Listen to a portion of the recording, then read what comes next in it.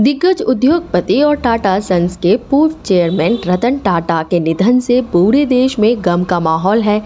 1937 से लेकर 2024 तक के सफर में रतन टाटा ने कई ऐसे काम किए जिसे कभी भुलाया नहीं जा सकता।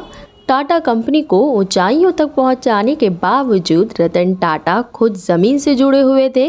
वो अपनी कमाई का बड़ा हिस्सा दान कर देते थे। 86 साल की उम्र में उन्होंने मुंबई के कैंडी अस्पताल में अंतिम सांस ली और पीछे छोड़ गए अपनी इंसानियत और बेशुमार दौलत, जिस पर अब किसी और का हक होगा। बीते 7 अक्टूबर को ही ये दुखद खबर सामने आ गई थी कि रतन टाटा की तबीयत बहुत खराब है। हालांकि दिग्गज बिजनेसमैन ने इस पर रिएक्शन देते हुए कहा कि चिंता की कोई बात नहीं है और वो बिल्कुल ठीक है।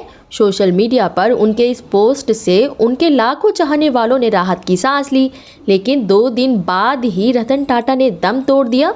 रतन टाटा की गिनती सबसे सफल बिजनेसमैन की लिस्ट में होती है। ऐसा कहा जाता है कि वो जिस बिजनेस में हाथ डालते थे उसे सफल बनाकर ही दम लेते थे। उनके नेतृत्व में टाटा ग्रुप ने सिर्फ देश में ही नहीं बल्कि पूरी दुनिया में लोहा मनवाया। रतन टाटा ने साल 1991 में ग्रुप की कमान अपने हाथों में ली और 2012 तक टाटा कंपनी के चेयरमैन बने रहे। टाटा ग्रुप के अंतर्गत रसोई के सामान से लेकर आसमान में उड़ने वाले हवाई जहाज तक का नाम शामिल है। टाटा ग्रुप के अंदर 100 से ज्यादा लिस्टेड और अनलिस्टेड कंपनियां हैं और इनका कुल कारोबार 300 अरब डॉलर का है।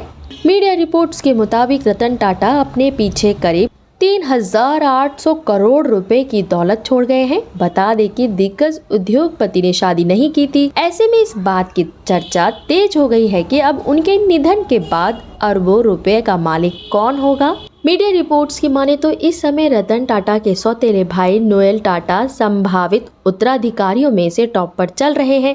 जानकारी के लिए बता दें कि नोएल टाटा रतन टाटा के पिता नवल टाटा के दूसरी पत्नी के बेटे हैं।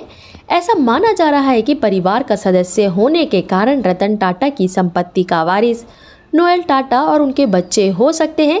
हालांकि अभी इस पर आधिकारिक पुष्टि होना बाकी है। रतन टाटा दिग्गज बिजनेसमैन के साथ साथ अपनी दरियादिली के लिए भी जाने जाते थे। वो हमेशा मदद के लिए सबसे आगे नजर आते थे।